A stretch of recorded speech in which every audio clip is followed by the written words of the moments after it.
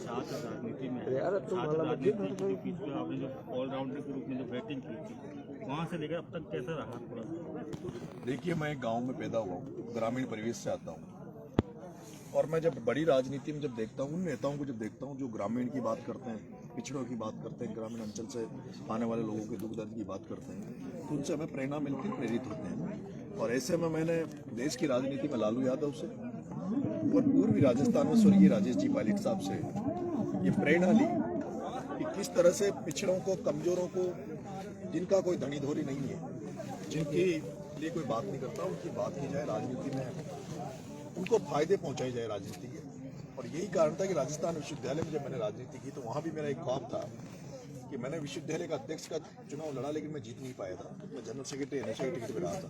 उसके बाद मैंने वहाँ भी ग्रामीण परिवेश से जो लड़के आते थे, किसानों के बच्चे जो राजनीति में आना चाहते थे, उनको हम लोग लेके आए और उनको वहाँ प्रतिनिधित्व दिया। राजस्थान विश्वविद्यालय में मैंने आपने देखा हुआ 2010 के बाद जितने विश्वविद्यालय के अध्यक्ष बने वो सब ग्रामीण परिवेश के अध्यक्ष बने, चाहे उनमें दलित भाई हो, यादव हो, गुजर हो, जाट हो, मीना हो।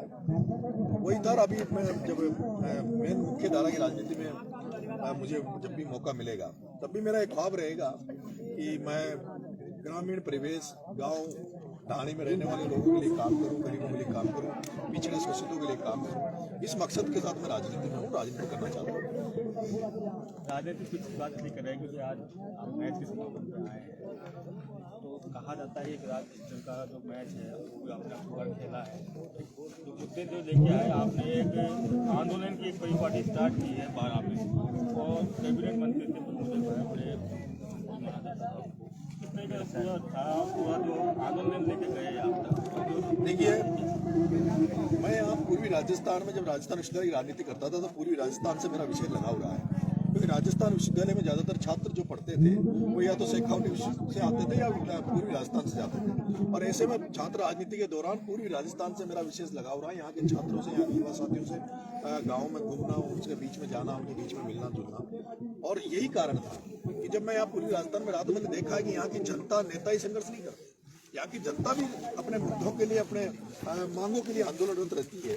इस तरह से मैंने यहाँ सामाजिक आंदोलन देखा, जब गुजर मीणा मूवमेंट चला, उसके बाद में मीणा मूवमेंट मैंने देखा, उसके बाद मैंने कर्नल साहब वाला मूवमेंट देखा, जब किस तरह से गुजर समाज ने अपने हकों की लड़ाई जनता के दम पर लड़ी। उसमें कोई विशेष नेता नहीं थे। कर्नल साहब उस समय बड़े नेता नहीं थे, कर्नल साहब उस समय एक आम आदमी थे, लेकिन उनके नेतृत्व में पूरे गुजर समाज के अधिकारों के लिए लड़ाई लड़ी और उसका परिणाम हमारे सामने है। तो यहाँ जनता जब भी कोई मुद्दा आता है, जैसे अभी पूर्वी राजस्थान नहर परियोजना का मुद्दा यहाँ पे पूर्वी राजस्थान चल रहा है, उसको भी यहाँ की जनता उठा रही है, आम जनता उस मुद्दे को आगे लेके जा रही है। और यहीं से ये सीखा है कि किस तरह से मुद्दों की लड़ाई लड़ी जाए, मुद्दों पर राजनीति की जाए। और जब मैं हाड़ौती में गया तो मैंने वहाँ देखा कि वहाँ दलीय राजनीति होती थी, वहाँ केवल पार्टियों के नाम पे वोट डलते थे, पार्टियों के नाम पे राजनीति होती थी। दूसरा, वहाँ जो नेता थे वो वहाँ केवल पैसे की दम पर राजनीति करते थे। वो चुनाव आता था, पैसा बांटते थे, धन के उसमें और लोभ लालच देके चुनाव जीतते थे। मैं जब वहाँ गया तो वहाँ आम किसान, आम व्यक्ति बहुत परेशान था। वहाँ किसानों को बीमा का पैसा नहीं मिल रहा था, बिजली की बड़ी समस्या थी। और जब मैंने वहाँ जाके देखा और जब मेरे को समस्याएं दिखी तो उनको, जनता को लेके मैं सड़कों पे उतरा। और जैसे मैं वहाँ आंदोलनरत हुआ तो पहली बार हाड़ौती में उनको ये लगा कि कोई आंदोलनरत नेता है हमारे बीच में आया जो आंदोलन कर रहा है। और ऐसे में वहाँ के जो नेता जो दलीय राजनीति करते थे, जो पैसे की राजनीति करते थे, उनको चिंताएं होने लगी, वो मेरे खिलाफ हो गए। और यही कारण था कि वहाँ का एक जो कैबिनेट मिनिस्टर था प्रमोद चंद बाया, जिसका बड़ा ओहदा था, बड़ा तक था, और उसने जो पूरी 12 जिले की पूरी हाड़ौती की कांग्रेस को अपनी मुट्ठी में ले रखा था, और वो ये मानता था कि कांग्रेस मेरी मुट्ठी में, कांग्रेस मेरी घर की पार्टी है। उसके सामने मैं वहाँ जाके खड़ा हुआ और होने के बाद आज उसका नतीजा ये हुआ कि आज मैं जीता का हारा, लेकिन प्रमोद चंद बाया को मैंने हरा दिया। और उसके कहने पर 10 टिकट कांग्रेस पार्टी ने उसे दिए थे। हाड़ौती की 17 सीटों पर एक व्यक्ति के कहने पे पार्टी 10 टिकट देती है, जिसमें 4 टिकट 12 के प्रमोद चंद बाया के इशारे पे दिए गए। झालावाड़ के केवल सुरेश गुजर को छोड़ के, सुरेश गुजर का टिकट वहाँ सचिन पायलट के हिसाब से मिला था, बाकी तीनों टिकट प्रमोद चंद बाया के थे। उसके अलावा सांगोद का टिकट एक भानु को दिया, वो उसका था प्रमोद चंद बाया का। सीएल प्रेमी का टिकट जो केशवराय पाटिल, वो उसका था। इस तरह से 10 टिकट उसने हाड़ौती में बांटे। और हमारा मेन मकसद यही था, कांग्रेस को दिखाना, आंख दिखाना, और कांग्रेस को ये बताना कि प्रमोद जैन भाया मालिक नहीं है। जनता जनार्दन, जो जनता वोट देती है, जो पिछड़े लोग जो वोट देते हैं, वोट उनके पास है। और यही परिणाम हुआ कि मैंने टिकट मांगा कांग्रेस से, और मेरा टिकट कटाने में प्रमोद जैन भाया ने, जहां मुझे पता लगा कि उसने बड़े पैसा वहां ऊपर पार्टी में पहुंचाया और मेरा टिकट कटवा दिया। मेरा टिकट कटा, मैं निर्दलीय चुनाव लड़ा, और उस एरिया में शायद पहली बार जो मुझे 45,000 वोट वहाँ मिले निर्दलीय के रूप में। मुझे समय भी नहीं मिल पाया था, 20-25 दिन मुझे मिले थे, शायद समय और होता तो मैं चुनाव जीत के आता। लेकिन परिणाम ये निकला कि मुझे टिकट काटने पर 4 सीट तो कांग्रेस की वहाँ साफ हो गई, झालावाड़ की 3 सीट चली गई। केवल झालावाड़ में एक टिकट जीता जो सचिन पायलट का टिकट था, सुरेश गुर्जर का, और वहाँ हमारा उनसे एक पैक्ट था, हम वहाँ सुरेश गुर्जर की मदद कर रहे थे। ऐसे वहाँ भी उनको भी फायदा मिला। और मैं ये मानता हूँ कि मुझे पायलट साहब टिकट नहीं दिला पाए, लेकिन पायलट साहब का आशीर्वाद मेरे ऊपर रहा, उनके समर्थकों का आशीर्वाद मेरे ऊपर रहा। और मुझे लगता है कि वहाँ एक बड़ा उसके रूप में 60% गुर्जर समाज ने मुझे वोट भी दिया और पैसा भी दिया। आपने कहा, मैंने एक सवाल दिया आखिर नरेश मीणा ने 5-6 सीटों पर 10 सीटों पर पूरा इफेक्ट था। क्या लगता है कि अगर टिकट मिलता तो इफेक्ट? बिल्कुल, अगर मुझे टिकट पार्टी देती तो चारों की चारों सीटें, 12 की जो चारों सीटें आ रही है वो कांग्रेस की झोली में होती, और चारों सीटों नहीं, वहाँ यहाँ मेरा पूर्वी राजस्थान में भी असर पड़ता है। जैसा आप पूर्वी राजस्थान में देख रहे होंगे कि सचिन पायलट साहब को कांग्रेस ने मान और सम्मान दिया 2018 के चुनाव के पहले, जब उनको प्रदेश अध्यक्ष बना के राजस्थान में कांग्रेस में भेजा था और उनके चेहरे पे कांग्रेस चुनाव लड़ी, तो उन्होंने 21 सीट से 100 सीटों पर कांग्रेस को लेके गए। और जैसे 100 सीटें आने के बाद में कांग्रेस ने उनका अपमान चालू किया, उनको मुख्यमंत्री नहीं बनाया, जो यहाँ की पूर्वी राजस्थान की मुख्य डिमांड थी। और उसके बाद आप हालात देख लो कि 25 की 25 लोकसभा की सीटें जो कांग्रेस के हाथ से पिछली बार निकल गई थी। अभी विधानसभा चुनाव में भी जिस तरह से सचिन पायलट टिकटों की दावेदारी कर रहे थे, टिकट मांग रहे थे, मुझे लगता है उनकी बात को अनमाना किया, उनके कहने पर टिकट नहीं दिए गए, और उसी का नतीजा निकला कि आज कांग्रेस सत्ता में नहीं आई है। दूसरा,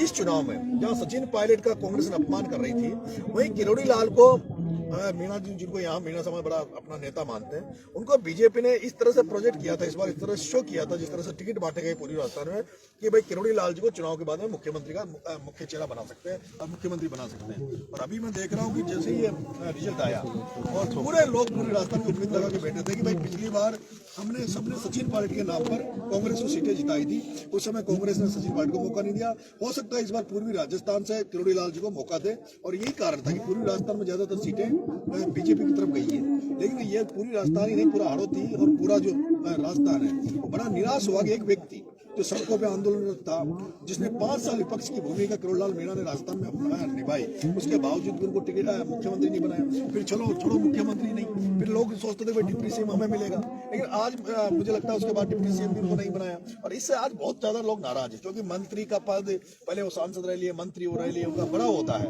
और मुझे तो ऐसा लगता है कि डॉक्टर साहब को जिस तरह सचिन पायलट ने कांग्रेस को आंख दिखाई, कांग्रेस को निपटाया, कांग्रेस का सुपड़ा साहब राजस्थान में किया, मुझे उम्मीद है कि किरोड़ी लाल जी भी आने वाले समय में बीजेपी का सुपड़ा साहब किरोड़ी लाल जी यहाँ पे कर देंगे। दोनों सवाल, एक सवाल, क्या पार्टियां, राजनीतिक पार्टियां जन भावनाओं को समझने में गलतियां कर जाती? पिछली बार सचिन पायलट को समझने में गलती की थी, अब की बार किरोड़ीलाल मीणा को फ्रंट करने में क्या गलती कर रहे हैं? भाई यही कारण है कि राजस्थान में किसान कौमों का बड़े उसमें होना, जैसे जाट समाज, माली समाज, गुर्जर समाज, ये बड़ी कौम है।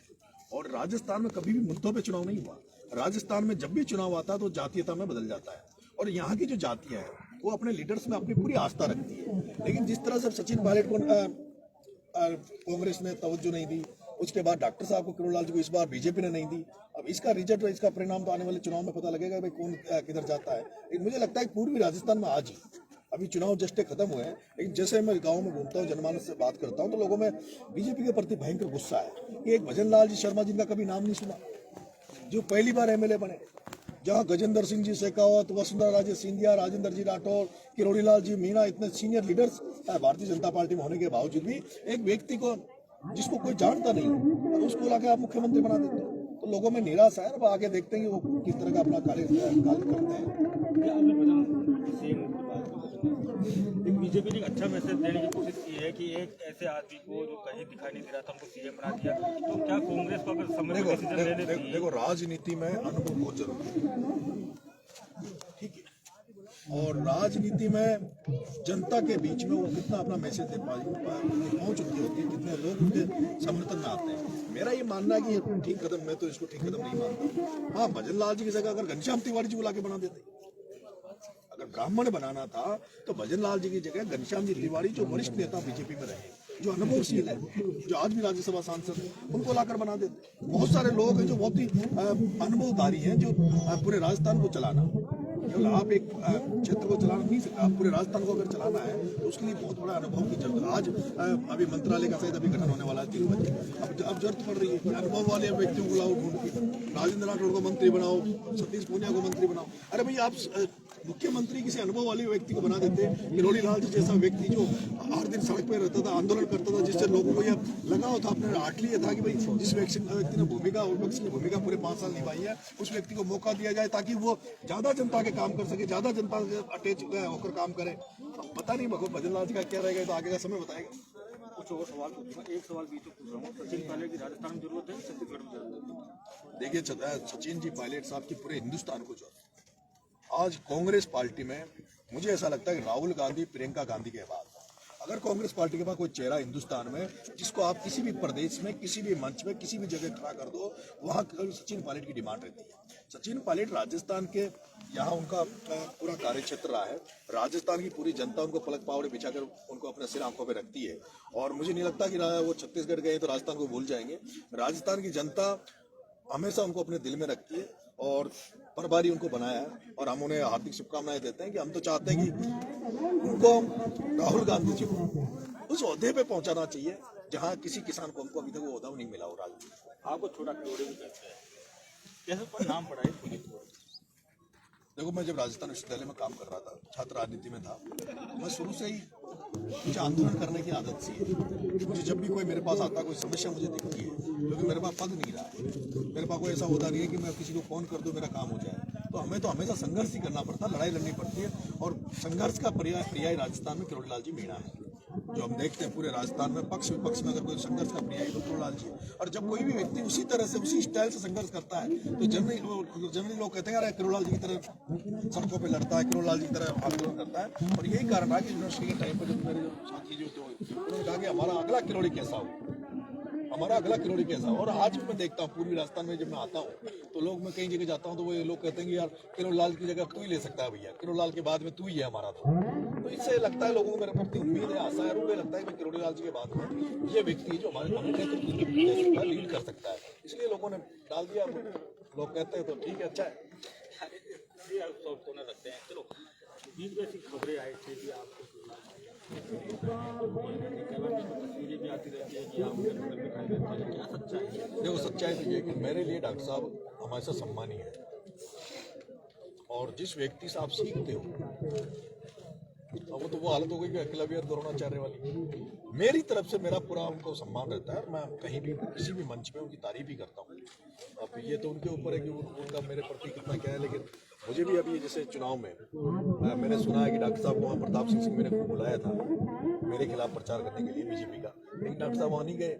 पायलट साहब को उसने करण सिंह की राठौड़ साहब ने खूब बुलाया था, कांग्रेस वाले प्रत्याशी ने, लेकिन पायलट साहब मेरे खिलाफ प्रचार नहीं करने गए। तो ये भी उनका आशीर्वाद मांगता हूँ कि कम से कम वो दूर जहाँ भी है, लेकिन उनका आशीर्वाद मेरे ऊपर है, और उनका समय ये बना रहे, ये मैं भगवान से आशा करता हूँ। चलिए, एक दो सवाल, विधानसभा हो गई, अब लोकसभा आ रहा है, सुनने में राजनीतिक दुनिया में अभी चर्चा बनने लगी है कि नरेश मीणा मूसा की तरफ, कितनी सच्चाई है? देखिए, मेरा पूरा मन है, और मुझे ऐसा लगता है कि मैंने पिछले 6 साल पहले मुझे आदरणीय जी.आर. जी खटाना और मुरारी लाल जी मीणा ने दोनों के माध्यम से मैंने कांग्रेस ज्वाइन की थी, सचिन पायलट साहब के नेतृत्व में, और पूरी मेहनत से, पूरी दमदारी से मैं कांग्रेस में रहा, और कांग्रेस का मैंने पूरे 5 साल काम किया। लेकिन अंतिम समय में आते आते पता नहीं ऐसा क्या हुआ कि मुझे टिकट नहीं मिला, और जिसके कारण मैं मजबूर होकर मैं निर्दलीय चुनाव लड़ा। और अभी मुझे ऐसा लगता है कि लोकसभा के पहले जिस तरह से मैं ये सुनने में आ रहा है कि जितने भी कांग्रेस के बागी थे जो कांग्रेस के खिलाफ निर्दलीय चुनाव लड़े, उनको कांग्रेस वापस अपने परिवार में शामिल करना चाहती है। अगर मुझे भी कांग्रेस अगर ये ऑफर देती है कि भाई आप वापस से कांग्रेस पार्टी ज्वाइन करो, तो मेरा उनसे ये आग्रह रहेगा, मेरा निवेदन रहेगा कि भाई मैं निर्दलीय हूँ, 5 साल तो मैं निर्दलीय रूप में छबला छिपत की जो जनता ने मुझे 45,000 वोट दिया उनकी सेवा करूंगा। लेकिन अगर आप मुझे ज्वाइन करवाते हो, पार्टी मुझे मौका देती है, तो मैं चाहूंगा कि मुझे लोकसभा का पार्टी टिकट दे। और मेरी इच्छा है कि मैं, पहली इच्छा मेरी दौसा है और दूसरी इच्छा मेरी झालावाड़ है। या तो कांग्रेस पार्टी मुझे दौसा से मौका दे और नहीं तो फिर मुझे झालावाड़ से वसुंधरा जी के बेटे दुष्यंत सिंह के खिलाफ मौका दे। और अगर पार्टी मुझे मौका देगी तो मैं पार्टी को एश्योर करता हूँ कि नरेश मीणा अपनी सीट निकाल के लाए। क्या लगता है आपकी बात समीकरण बदलेंगे? क्योंकि विधानसभा चुनाव में तो टिकट मिला नहीं था, अब लोकसभा में लगता है कि पायलट साहब का फैक्टर काम कर जाएगा। देखो अभी मैं किसी के टच में नहीं हूँ, मैं अभी निर्दलीय हूँ, मैं किसी से मिला भी नहीं हूँ। हाँ मैं तो दौसा आया हूँ तो आज जी आर खटाना साहब से मिला, उनसे भी मैंने आग्रह किया कि भाई आपका मेरी बात करना अगर कहीं मौका मिले। और मुरारी लाल जी और खटाना जी, भाई मैंने ये सुना है कि मुरारी लाल जी ने मना कर दिया कि वो दौसा से चुनाव नहीं लड़ेंगे। प्रसादी लाल जी ऑलरेडी मना कर चुके हैं कि भाई मैं भी चुनाव नहीं लड़ूंगा। तो मुझे लगता है कि वो ये सारे जो सीनियर नेता है ये मुझे आशीर्वाद दे, मुझे चुनाव लड़वाए। किरोड़ी लाल जी आगे तो अगर खुद किरोड़ी लाल जी चुनाव लड़ते हैं, अगर खुद किरोड़ी लाल जी चुनाव लड़ते हैं तो मैं अपना विड्रॉ कर लूंगा, मैं चुनाव दौसा से नहीं लड़ूंगा। लेकिन किरोड़ी लाल जी के अलावा कोई भी चुनाव लड़ेगा तो उसके सामने दमदारी से चुनाव लड़ेंगे। एक सवाल और पूछ ही लेता हूँ साथ साथ, लोकसभा चुनाव में नरेंद्र मोदी का बड़ा फैक्टर काम करता है, कैसे लड़ेंगे? देखिए मोदी मदनलाल का तो मैं कोई फैक्टर मानता नहीं हूँ राजस्थान में। यहाँ तो दो ही फैक्टर है, किरोड़ी लाल सचिन पायलट। पूर्वी राजस्थान जहाँ मैं राजनीति करता हूँ यहाँ दो ही फैक्टर चलता है, एक तो सचिन पायलट फैक्टर चलता है, किरोड़ी लाल फैक्टर चलता है, जो दोनों फैक्टर हमने देख लिए। पिछली बार यहाँ सचिन पायलट फैक्टर चला तो एक तरफा कांग्रेस जीत गई, इस बार किरोड़ी लाल फैक्टर चला तो एक तरफा बीजेपी जीत गई। लेकिन दुर्भाग्य है ये पूर्वी राजस्थान में कि जब सचिन पायलट के नाम पर यहाँ वोट लिया, सचिन पायलट के नाम पर सरकार बनाई, तब सचिन पायलट को मौका नहीं दिया। और किरोड़ी लाल के नाम पर वोट लिए, किरोड़ी लाल के नाम पे पूरी राजस्थान में सीटें ली और किरोड़ी लाल को मुख्यमंत्री नहीं बनाया, डिप्टी सीएम भी नहीं बनाया। तो हमें चाहते हैं कि कभी न कभी तो पूरी राजस्थान को मौका मिले। और अभी ARCP का मामला, यहाँ पे पूरी राजस्थान नहर परियोजना का मामला है। डॉक्टर साहब भी ये कहते थे कि जिस दिन सरकार आ जाएगी, सत्ता में आ जाएंगे, उस दिन हम ARCP को नेशनल प्रोजेक्ट बना देंगे। तो मैं ये भी डिमांड करता हूँ कि आज मध्य प्रदेश में बीजेपी की सरकार है, राजस्थान में बीजेपी की सरकार है, केंद्र में बीजेपी की सरकार है। अब कोई बहाना नहीं चाहिए, अब किसी की तरह की नजरअंदाजी नहीं चाहिए। अब पूर्वी राजस्थान को पूर्वी राजस्थान नहर परियोजना का सीधा नेशनल प्रोजेक्ट चाहिए और उसका काम चालू चाहिए। और अगले 5 साल में वो धरातल पे काम दिखे, केवल घोषणा करने से काम नहीं चले। जिस तरह से दिल्ली से बंबई का जो हाईवे बन रहा है और जिस फुर्ती से काम चल रहा है, उसी तरह से ARCP को नेशनल प्रोजेक्ट भी घोषित करे और घोषित करने के बाद तुरंत प्रभाव से उसके काम धरातल पे उतार के और यहाँ की जनता को जल्दी से जल्दी पानी पहुंचाए। बिल्कुल, धन्यवाद बातचीत करने के लिए। तो ये थे नरेश मीणा जिन्होंने मन की बात की और साफ कहा है कि इनके मन में सचिन पायलट ही बसते हैं, किशोर लाल मीणा ही बसते हैं। संदीप मीणा, दौसा, राजस्थान। नरेश मीणा जिंदाबाद, नरेश मीणा जिंदाबाद, नरेश मीणा जिंदाबाद।